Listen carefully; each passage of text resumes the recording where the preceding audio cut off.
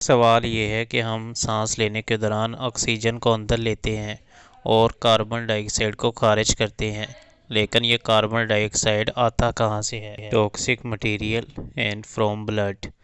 जिस्म के हर खुलिये में जब तवानाई खर्च होती है तो इसके लिए जिस्म में मौजूद ग्लूकोज और सांस के ज़रिए खून में शामिल होने वाली ऑक्सीजन के तामुलात होते हैं, जिसमें कार्बन डाइऑक्साइड और पानी के मालिक्यूल पैदा होते हैं। ये कार्बन डाइऑक्साइड के मालिक्यूल खून के सुर्ख खलियों के ज़रिए फेफड़ों तक पहुंचते हैं, जहां ऑक्सीजन एक्सचेंज के प्रोसेस में कार्बन डाइऑक्साइड के मालिक्यूल सुर्ख खलियों से निकलकर फेफड़ों में मौजूद हवा में शामिल हो जाते हैं और हवा में मौजूद ऑक्सीजन के मालिक्यूल सुर्ख खलियों के साथ मुंसलिक हो जाते हैं। जब आप खाना खा लेते हैं और वो मुख्तलिफ मराहल से गुजर कर ग्लूकोज की शक्ल में खलियों तक पहुंच जाता है, तो खलिए इससे तवानाई हासिल करने के लिए इस मॉलिक्यूल को तोड़ देते हैं, जिससे पानी और कार्बन डाइऑक्साइड ज़मीनी पैदावार के तौर पर बनता है।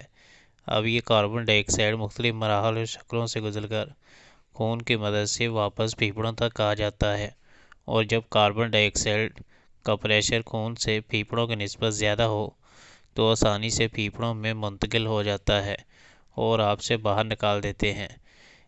ऐसे समझें जो कुछ आप खाते हैं वो आपके खलियों में जाकर आपको तवानाई दे रहा है।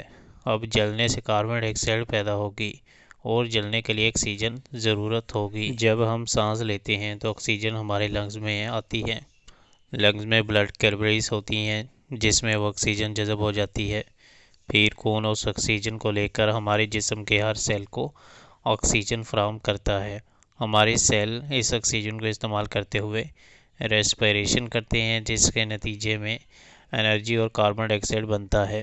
फिर वही कार्बन डाइऑक्साइड हमारे सेल से निकलकर फिर वही कार्बन डाइऑक्साइड जो है खून में आती है। खून इसे दिल की तरफ ले आता है और दिल इस कार्बन डाइऑक्साइड को खून के ज़रिए लंग्स में भेज देता है, और हम जब सांस बाहर छोड़ते हैं तो वो कार्बन डाइऑक्साइड हमारे जिस्म से निकल जाती है।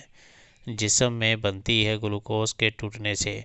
ग्लूकोज खुराक के हजम होने से बनता है और ऑक्सीजन इस ग्लूकोज को तोड़ने के लिए चाहिए होती है।